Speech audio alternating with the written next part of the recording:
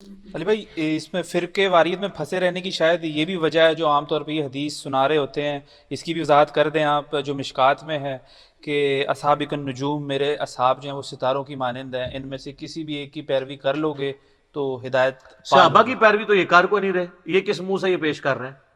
کس صحابی نے کہا ہے کہ کوئی کسی صحابی نے فضائل اعمال لکھ کے آپ کو دی ہے؟ صحابہ کا نام مس یوز کر رہے ہیں۔ صحابہ کرام پوری زندگی کیا سکھاتے رہے ہیں؟ کتاب اللہ اور سنت۔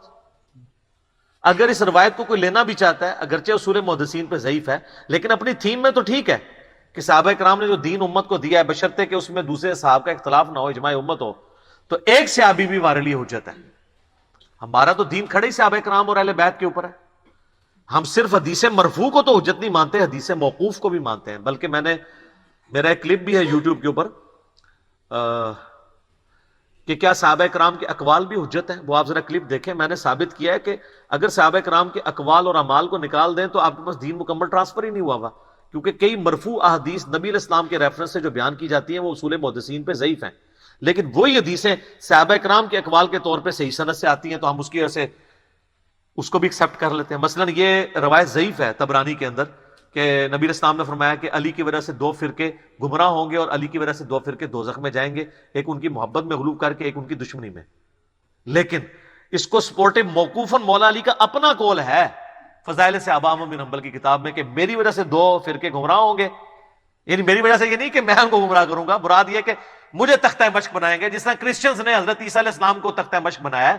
حضرت عیسیٰ کا تو قصور نہیں ہے، یہودیوں نے ان کا انکار کر کے گمراہ ہوئے ہیں اور عیسائی ان میں غلوف کر کے گمراہ ہوئے ہیں۔ اس طرح مولا علی کے غلوف کر کے رافضی گمراہ ہوئے اور ناصبی ان کا دشمنی کر کے اور خوارج ان کی دشمنی کر کے گمراہ ہوئے۔ تو یہ حدیث موقوفاً مولا علی کا قول ہے، یہ صحیح سند سے ہے۔ اس کی وجہ سے ہم کہتے ہیں کہ وہ نبی علیہ السلام کی طرف جو منسوب حدیث تھی وہ بھی پھر صحیح ہوگی، اگرچہ اس کی سند کمزور ہے، سپورٹ یہاں سے مل گئی۔